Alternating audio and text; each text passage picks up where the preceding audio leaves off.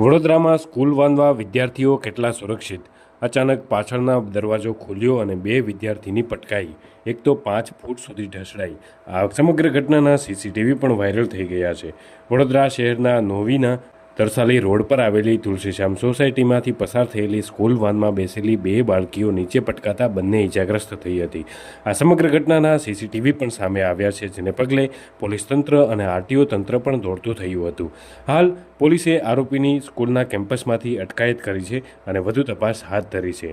છેલ્લા કેટલાક દિવસોથી સમગ્ર રાજ્યમાં સ્કૂલ વાનોની પાસિંગને લઈને સવાલો ઉઠી રહ્યા છે, ત્યારે વડોદરા શહેરમાં સ્કૂલ વાનમાં વિદ્યાર્થીઓ સુરક્ષિત ન હોવાની વધુ એક ઘટના સામે આવી છે. વિદ્યાર્થીનીઓ સ્કૂલથી ઘરે લઈ જવા પરત જઈ રહી હતી તે સમયે તરસાલી રોડ પર આવેલી તુલસીશ્યામ સોસાયટીમાં ચાલુ સ્કૂલ વાનમાં નીચે પટકાઈ ગઈ હતી. આ સમયે આસપાસના મકાનમાં રહેતા લોકોએ બંને વિદ્યાર્થીનીઓને ઘરે લઈ ગયા હતા અને બંને બાળકીઓને ત્યાં બેસાડીને સારવાર કરાવી હતી. આ સમગ્ર ઘટનાના સીસીટીવી પણ સામે આવ્યા છે. ત્યારે સીસીટીવી સામે આવતાની સાથે જ આ પ્રકારના બનાવોને લઈને તેમજ આ પ્રકારની ગંભીર બેદરકારીને લઈને અનેક સવાલો ઉઠી રહ્યા છે.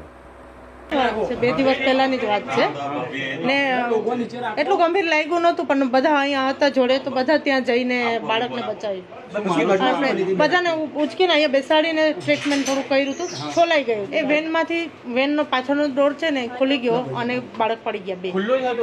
ના, ખુલ્લો નહોતો, બંધ હતો. અમે કેમેરામાં જોયું. ના, કાળજી તો રાખવી જોઈએ. માતા પિતાને ધ્યાન રાખવું જોઈએ અને વાનવાળાને પણ ધ્યાન રાખવું જોઈએ. શેરીવાળા બધાએ કીધું તો એને કીધું કે મેં બંધ જ કર્યું હતું, મેં જોયું, કારણ કે એ લોકો અહીંયા જ હમણાં ઉતાર્યા.